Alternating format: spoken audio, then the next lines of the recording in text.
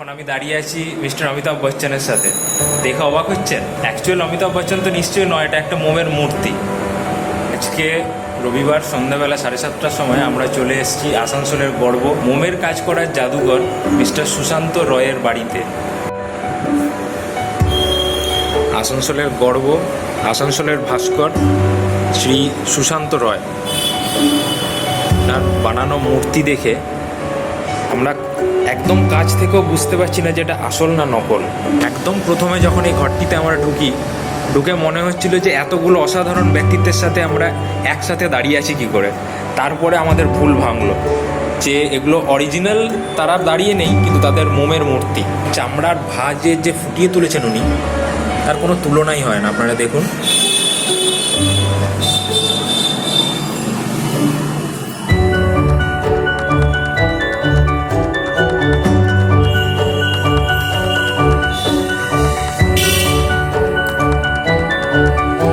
ইনি বঙ্কিমচন্দ্র চট্টোপাধ্যায়, মিস্টার সুশান্ত রয়। আসানসোলের জাদুকর বললে কিছু কম হয় না। আমাদের মাননীয় মুখ্যমন্ত্রী মহাশয়া মমতা বন্দ্যোপাধ্যায় মূর্তিজীবী যেভাবে বানিয়েছেন, তা এক কথা অসাধারণ। মুখের যে একটা এক্সপ্রেশন থাকে, একটা চাউনির যে আলাদা একটা এক্সপ্রেশন থাকে, ইভেন সেটাকেও ইনি ফুটিয়ে তুলতে সক্ষম হয়েছেন। এবং সব থেকে অরিজিনাল যেটা আমার ওপিনিয়নে লাগলো, তিনি হচ্ছেন জ্যোতি বসু।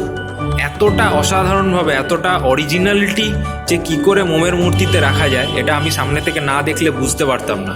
আমি যতটা পারছি আপনাদের দেখানোর চেষ্টা করছি।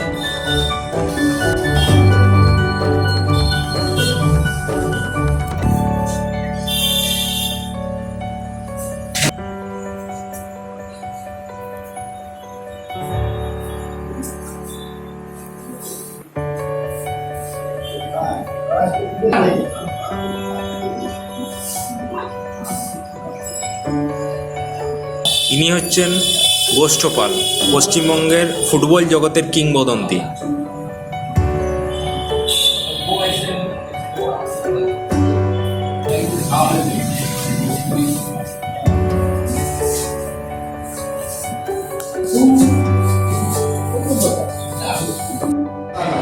এবং সবশেষে আমাদের ভারতের কিংবদন্তি প্লেয়ার, তিনি এখন বিশ্বকাপে অলরেডি খেলছেন, মিস্টার বিরাট কোহলি।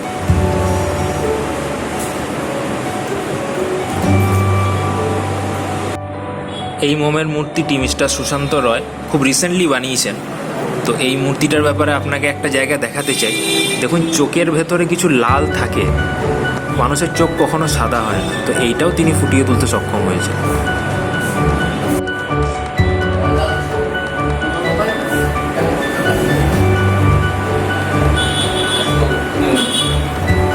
ভারতের রাষ্ট্রপতির সাথে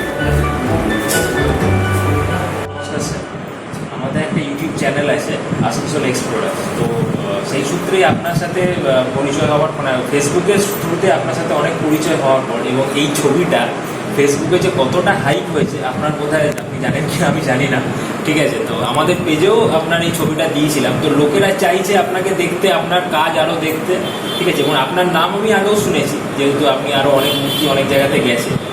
তো আপনি কিছু বলুন যে আপনার রিসেন্ট কাজগুলোর ব্যাপারে, এবং আগের কাজগুলো, আপনার কাজ কোথায় কোথায় গেছে, এবং কীভাবে অনুপ্রেরণা পেলেন এই কাজগুলো করার।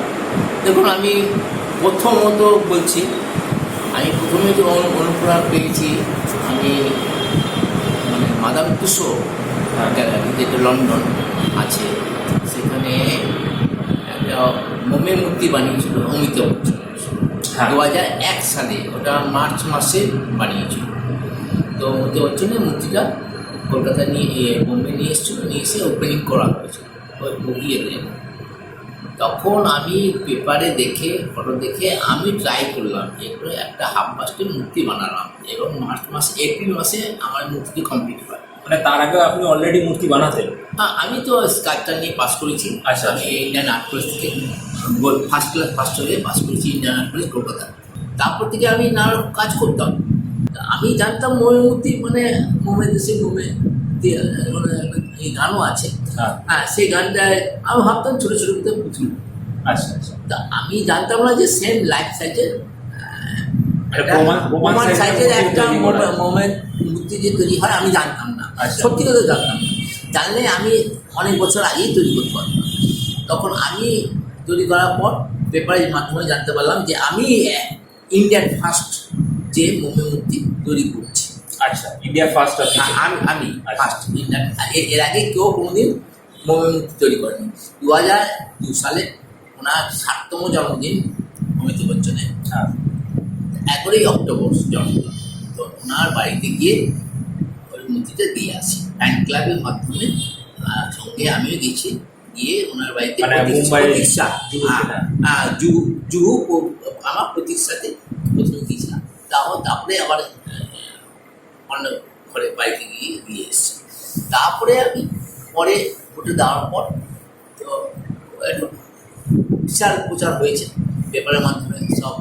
তারপরে আমি জ্যোতি বসু মূর্তি বানাই 2003 সালে। মানে যে মূর্তিটা আমরা এখন যেটা দেখছেন এখানে আমার বাড়িতে আছে, সেটাই জ্যোতি বসু মূর্তি। জ্যোতি বসু জন্মদিনে 90তম জন্মদিনে ওনার বাড়িতে গিয়ে দিয়ে আসি। তো ওনার বাড়িতে জন্মদিনের ওই মূর্তিতে জ্যোতি বসু, একসময় কথাই ছিল যে জ্যোতি বসু কোনোদিন হাসে না। মূর্তিটা দেখে ওরা খুব হেসেছে, কারণ হচ্ছে ওরা খুব খুশি। এবং একটি পেন দিয়েছিল, লাল রঙের পেন, সেটা নিয়ে পেপারে বেরিয়েছি 2003 সালে। তখন থেকে প্রচণ্ড প্রচারে আমি এসে গেছি। এবং আমি আমার ওয়েবসাইট আছে, ওয়েবসাইটের মাধ্যমে বিদেশেও সবাই জানে যে আমি ইন্ডিয়ানে একজন আছি যে মূর্তি বানাই। এখন ভারতবর্ষে এখনও একমাত্রই ধরতে গেলে আরেকজন বানায়, সে আমার থেকে মূর্তি নিচ্ছে। আচ্ছা, সে আমার থেকে মূর্তি নিচ্ছে লোনাওয়ালা, বোম্বে আছে একটা জায়গা, লোনাওয়ালা। ওখানে আমার মূর্তি, আমার অমিতাভ বচ্চন যেটা দেখছেন সেম একটা মূর্তি অলরেডি চলে গেছে। আচ্ছা, এই মূর্তিটা চলে গেছে। এরকমভাবে আমি শুধু অনলি ফর মোমের মূর্তি বানাই। তো কিছু মূর্তি ইন্ডিয়াতে আসে এখন চায়না থেকে, সিলিকনের মূর্তি। সেই সিলিকনের মূর্তিগুলো আসে, যেখান থেকে তৈরি হয়ে আসে, সেও আমার বন্ধু, তার বন্ধুর মতন হয়ে গেছে। মানে কেন পরিচয় হয়ে গেছে। আমি গিয়েছিলাম, আমি হাইমজুরিতে গিয়েছিলাম, মানে যে যারা বানায় তাদের সাথে কথা বলতে বলেছি, তাদের কাজ দেখে এসেছি, আমাদের ইন্ডিয়ান কাজগুলো কালেকশন করে এসেছি। আমি ছিলাম, আমি 10-12 দিন ছিলাম। চীনে আমি ঘুরেছি, সাংহাই গেছি, অন্য সব জায়গা, হংকংয়ে গেছি, হংকংয়ে কাজ দেখে এসেছি, মাদাম তুষার কীরকম ধরনের কাজ হয়। তো আমি পরে দেখলাম যে পার্থক্য কিছু নেই। আমি কিন্তু টোটাল মোমের মূর্তিটা, টোটাল বডিটা মোম দিয়ে তৈরি করি। মাদাম তুষার ভিতরটা ফাইবার দিয়ে তৈরি করে, মুখটা, ফেসটা এবং হাতটা মোমে, বাকি শরীরটা ফাইবার থাকে। কিন্তু আমারটা কিন্তু টোটালি মোম দিয়ে তৈরি, টোটালি মোম দিয়ে তৈরি, ফাইবার সাপোর্ট থাকে। এবং এটা অনেকে জানে না, আমি এই প্রথম আপনাদের চ্যানেলের মাধ্যমে জানালাম যে কী কী থাকে না থাকে। আঙুলের ভিতরে যেমন আমাদের আঙুলের ভিতরে রড থাকে, রড না দিলে আঙুলটা ভেঙে যাবে, সেইভাবে তো মানে হাড়ের পরিবর্তে শক্ত জিনিস না দিলে মুখটা ভেঙে যেতে পারে। ভিতরে রড থাকে, রড ম্যানিফ্যাকচার করতে হয়। প্রথমে এই মূর্তিগুলি তৈরি করতে গেলে প্রথমে মাটি তৈরি করতে হয়। মাটি দিয়ে তৈরি করার পর ডাইস করে তারপরে এসবভাবে তৈরি করে। যারা স্কাল্পচার নিয়ে পাস করেছে বা যারা এইসব মডেলিং ব্যাপারে জানে, তারা এই ব্যাপারটা জানে। স্যার, একটা কোশ্চেন আমার মানে কৌতূহল হচ্ছে যারা, যে এগুলো তো পুরোপুরি মোমে, তো আসানসোলের যা গরম, তো এটা কি এসিতে 24 ঘন্টা রাখতে হয় এই গরমে? না, আমাদের দেখুন যেখানে রাখা হয় খুব আসে যাওয়া করে, তাহলে এটা অন্তত 30 ডিগ্রি বা 28 ডিগ্রির নিচে রাখতে হয়। কারণ 28-30 রাখলে পলিউশনটা ধরবে না।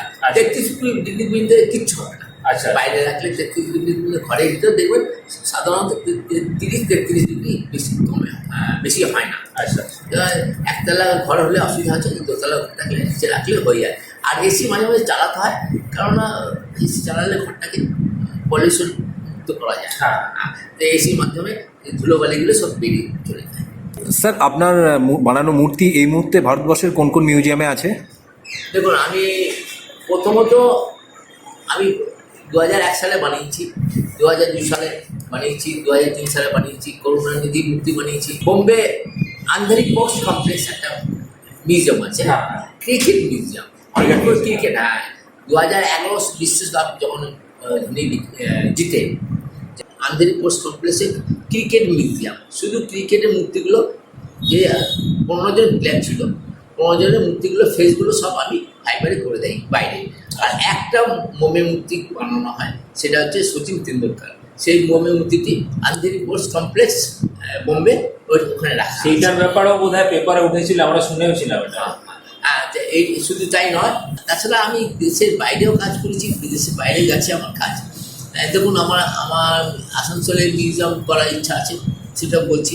মমতা ব্যানার্জি যখন আসেন, মানে আমাদের উনি খুব দর্জি, মানে আর্টের ব্যাপারটা উনি খুব ভালো করেন, শিল্পী দর্জি। যাই হোক, উনি একটা মিউজিয়াম করেন, ওয়াক্স মিউজিয়াম। যখন জানতে পারে, আমি কিন্তু বামপন্থা আমলে, যদুংশু আমলেই আমি মূর্তিটি আরম্ভ করি সুভাষ। উনি জানতে পেরে আমাকে একটা মিউজিয়াম করার জন্য পুরো দায়িত্ব দেয়। কলকাতা নাম দিয়েছে mother's wax museum, Rajarhat new town. যতগুলি মোমের মূর্তি আছে, ওখানে সিলিকনের মূর্তি আছে কম। প্রথম মূর্তিগুলো আমারই সব। আমি অন্তত 35টা মূর্তি ওখানে আছে আমার, মোমের মূর্তি সবই আমার তৈরি। এছাড়াও জয়পুর ওয়াক্স মিউজিয়াম, মানে রাজস্থানে, সেখানে 12টা মূর্তি আছে আমারই তৈরি, মোমের মূর্তি। আর এছাড়া কেরলে আছে, কন্যাকুমারী আছে, বোম্বে তো আছি, দিল্লিতে আছে রাষ্ট্রপতি ভবনে। আমাদের রাষ্ট্রপতি প্রণব মুখার্জি যখন রাষ্ট্রপতি ছিলেন, তখন আমি ওই মূর্তিটা বানাই। সেই ছবিটা বোধহয় পেছনে, হ্যাঁ, ওটাও রাষ্ট্রপতি ভবনে রাখা আছে। এছাড়াও আমি আব্দুল কালাম রাষ্ট্রপতি মূর্তিটা বানাই, মানে কলকাতা মিউজিয়ামে আছে এবং জয়পুর মিউজিয়ামে আছে, এবং আরেকটি মূর্তি আছে রামেশ্বর। ওটা মোদি ওপেনিং করতে গিয়েছিলেন, ওই সময় আমার একটা মোমের মূর্তি ওখানে রাখা আছে, দিয়ে এসছি। এই 2 বছর আগে হয়েছে। এছাড়া আমার বিদেশেও গেছে, বিদেশ থেকেও আমাকে অর্ডার আসছে, যে আমাকে বলেছিল যে দুবাইয়ে একটা মিউজিয়াম হওয়ার কথা ছিল, সেই দুবাই মিউজিয়ামে আমাকে পুরো দায়িত্ব দিতে যাচ্ছিল। আমি চাই না, আমি বিদেশে যাবো না, আমি ঘরে বসে কাজ করছি। ওখানে গেলে পয়সা পাবো ঠিকই, কিন্তু দুবাই চলে গেলে তো দুবাইয়ে কাজই হয়ে যাবে, মানে ওখানকার আমি এখানে থাকতে চাই। আসানসোলে একটা মিউজিয়াম করার ইচ্ছা আছে। কিছু এই মূর্তিগুলো যতগুলো দেখছেন আসানসোলে আমার বাড়িতে, সবই আমার পার্সোনাল। এই মূর্তিগুলো আমি নিয়ে একটা আসানসোল মিউজিয়াম করতে চাই। মিউজিয়াম করলে আসানসোল যারা আছে বা এতত্র অঞ্চলে যারা আছে, তারা সবাই দেখতে পাবে যে, এবং খুব কম পয়সা, অর্জিত পয়সা। যেমন অনেকখানে গেলে, কলকাতা মিউজিয়াম গেলে 250 টাকা, দিল্লি মিউজিয়াম একটা করেছে, মাদার করেছে প্রায় 2000 টাকা টিকিটের মূল্য, জয়পুর ওয়াক্স মিউজিয়াম 500 টাকা মূল্য। আমি চাই 100 টাকা বা 50 টাকা মূল্যতে সবাই দেখুক। এত কম পয়সায় একটা মিউজিয়ামে কেন পয়সাটা নিতেও চাচ্ছে না, কিন্তু পয়সাটার কারণ হচ্ছে মেনটেন্যান্স, অনেক লাইট করতে হয়, এসি চালাতে হবে, মেনটেন্যান্স কী করবে, তার জন্য জাস্ট সামান্য যতটুকু না, সেটা নিয়ে আমি একটা মিউজিয়াম করতে চাই। আমার তার জন্য ওখান থেকে পয়সা রোজগার হবে, সেটা আমি চাই না। না, আমরা অনুরোধ করবো স্যার, আপনি এই মিউজিয়ামটি বানান। আপনার মতো প্রথিতযশা শিল্পী যখন আমাদের আসানসোলেই আছে, এরকম একটা মিউজিয়াম হলে সেটা আমাদের আসানসোলের মানে মুকুটে একটা নতুন পালক হবে এবং আসানসোল আরও বিখ্যাত হয়ে উঠবে। আপনার সেই মিউজিয়ামটা যদি আমরা পাই আসানসোলে। না, আশা করি কেউ যদি হেল্প করে, না হয় আমি নিজে ওকে করবো, কিন্তু সময় লাগবে। আর্থিক অবস্থা তো সেরকম সূচনা আমাদের খুব একটা ভালো ছিল না। একসময় আমাকে প্রচণ্ড সাহায্য করেছেন সুভাষ চক্রবর্তী, বামপন্থা আমলে সাহায্য করেছেন। মানে কি, আমার আর্থিক খুবই খারাপ ছিল, উনি আমাকে দাঁড় করিয়েছেন। কাজ জানি আমি ঠিকই, কিন্তু কেউ যদি হেল্প না করে তা হবে না। তারপরে টোটাল হেল্প পেয়েছি কলকাতায় মিউজিয়াম, মমতা ব্যানার্জি যে মিউজিয়ামে কাজ করেছি তার জন্য বানিয়েছি, তার বিনিময়ে পয়সা পেয়েছি। পয়সা পেয়ে আমি এখন দাঁড়িয়ে গেছি। আমি জয়পুর ওয়াক্স মিউজিয়াম কাজ করে এখন আমার পয়সা অভাব নেই। কিন্তু পয়সা অভাব নেই এই নয় যে আমি একটা মিউজিয়াম করতে পারবো। একটা মিউজিয়াম করতে গেলে অন্তত 5 থেকে 6 কোটি টাকা দরকার, প্রচুর পয়সা। এইটুকু টাকাটা কোথায় পাবো? আশা করি হয়ে যেতে পারে, 2 বছর থেকে 3 বছর টাইম লাগবে। আমরাও চাই যে আপনি এইখানে মিউজিয়াম করুন। আসানসোলে তো এমনি ধরনের কোনো মিউজিয়াম নেই, বা এই ধরনের মিউজিয়াম তো একদমই নেই। আমি দেখুন, সরকার যদি মাধ্যমে যদি অনেককে এডিডিএ অনেককে জমি দিয়েছে, অনেক 1 টাকা 2 টাকার বিনিময়ে জমি দিয়েছে, অনেক ব্যাপারে হসপিটালের ব্যাপারে এই ব্যাপারে দিয়েছে। আর ঠিক আছে, হসপিটালের ব্যাপারে দিয়েছে, কিন্তু আমাদের ব্যাপারে আমি যদি কোনো হেল্প পাই তাহলে আমি একটা মিউজিয়াম তৈরি করতে পারবো। যদি না হয় আমি আমার বাড়িতে দেখেছে, এখানে আমার এই বাড়িতে আশা করি 2 বছর পর যদি কেউ যদি হেল্প না করে আমি নিজেই এখানে এই ঘরে আসানসোলের মহিশিলা কলোনিতে একটা মিউজিয়াম করবো। স্যার একটা কোশ্চেন বলতে চাই, বলছি একটা প্রমাণ সাইজের মূর্তি তৈরি করতে মোটামুটি আপনার কত আন্দাজে কত টাইম লাগে? দেখুন, একটা মূর্তি বানাতে গেলে না কোনোটা 1 মাসে হয়ে যায়, কোনোটা আবার 1 মাস 10 দিন 20 দিন লেগে যায়। যেমন মারাদোনা যে যখন মূর্তিটা বানিয়েছিলাম তখন আমি ওটা 13 দিনে বানিয়েছিলাম। আচ্ছা, 13 দিনে 12 দিনে বানিয়েছিলাম। আব্দুল কালামের মূর্তিটা বানিয়েছিলাম, ওটাও এরকম 10-12 দিনে বানিয়েছিলাম। স্যার কিরম কিরম খরচা পড়ে একটা একটা মূর্তি খরচা প্রায় লাখ টাকার উপরেই পড়ে যায়। এক একটা মূর্তি বানাতে লাখ টাকার উপর খরচা, নিজের পার্সোনাল খরচা পড়ে যায়। তারপরে তো দেখুন আমি আদার্স খরচা আছে, লেবার খরচা আছে, সেগুলি আলাদা। আমার পার্সোনাল খরচা পড়ে যায়, আর মেনটেন্যান্স করতে গেলে অনেক খরচা। যে আপনার মতো এরকম প্রথিতযশা শিল্পী যখন আমাদের আসানসোলই আছে এবং আপনি চাইছেন একটা ভালো মিউজিয়াম, এবং সেটা হলে আমাদের আসানসোলের একটা গর্ব সেটা, তো আমরা প্রশাসনকে বলবো যে আপনার পাশে আসুক এবং যথাযোগ্য সাহায্য আপনাকে করুক, যাতে এইরকম একটা মিউজিয়াম আমরা পেতে পারি এবং সেটা আসানসোলের পক্ষে আসানসোলবাসী হিসাবে আমরা গর্ব অনুভব করবো এরকম যদি একটা আমরা মিউজিয়াম পাই। আমি তো আশা করি হেল্প করে নিশ্চয় হয়ে যেত, এতদিনে হয়ে যেত। আমার ইচ্ছা ছিল যে এই 2019-এ মানে তৈরি করা ইচ্ছে ছিল, হ্যাঁ, কিন্তু হলো না। 1920-তে চেষ্টা করবো, নাহলে 21-এ করবো। আমি করবোই, সাহায্য করুক আর নাই করুক, না করলে আমার বাড়িতে করবো, আর সাহায্য করলে আমি বাইরে একটা বড় জায়গা সবাই দেখুক। শুধু ওয়াক্সের মূর্তি থাকবে, একদমই অন্য কিছু থাকবে না। যেমন আমাদের এখানে সিলিকন মূর্তি আছে, আমি আমার তৈরি শুধু।